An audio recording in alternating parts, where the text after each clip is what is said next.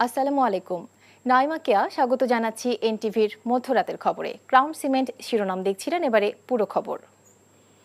মধ্যপ্রাচ্যে চলমান যুদ্ধের প্রেক্ষাপটে বিমান উড্ডয়ন নিষেধাজ্ঞার কারণে আগামী বৃহস্পতিবার পর্যন্ত দুবাই, আবুধাবি, শারজাহ সহ ৬টি রুটে বাংলাদেশ বিমানের সব ফ্লাইট স্থগিত করেছে কর্তৃপক্ষ।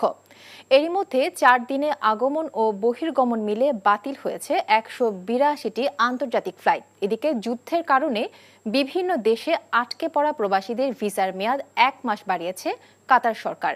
পরিস্থিতি স্বাভাবিক না হলে সময়সীমা আরও বাড়তে পারে বলে জানানো হয়েছে। বিস্তারিত নাহিদ প্রিন্সের রিপোর্টে।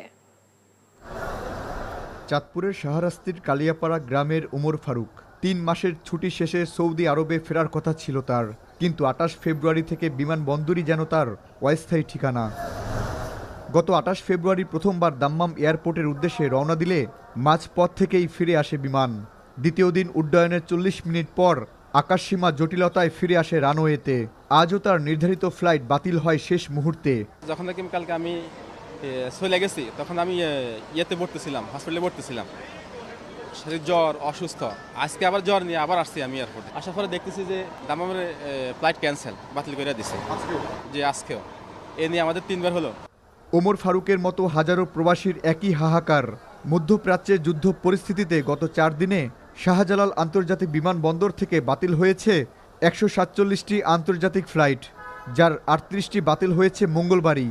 অন্যদিকে চট্টগ্রাম শাহ আমানত আন্তর্জাতিক বিমানবন্দরে সকাল থেকে ৭টি সহ ৪ দিনে ৩৫টি ফ্লাইট বাতিল করেছে কর্তৃপক্ষ। আমি সৌদি প্রবাসী, বাস আমার তানজিদ, কাতার।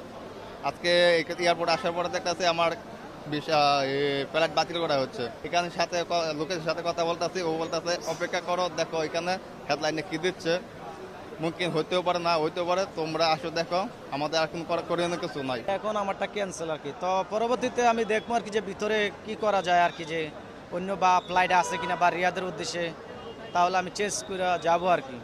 এর মধ্যেই কিছুটা স্বস্তির খবর দিয়েছে কাতার সরকার।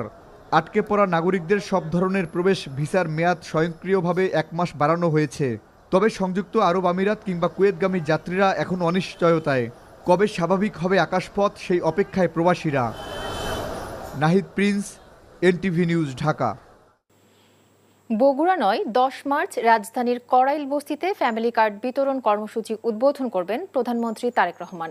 এমনটা জানিয়ে সমাজ কল্যাণ এবং মহিলা ও শিশু বিষয়ক মন্ত্রী বলেন, পাইলট প্রকল্পে ধারণার চেয়ে ৬ গুণ বেশি কার্ড লাগছে।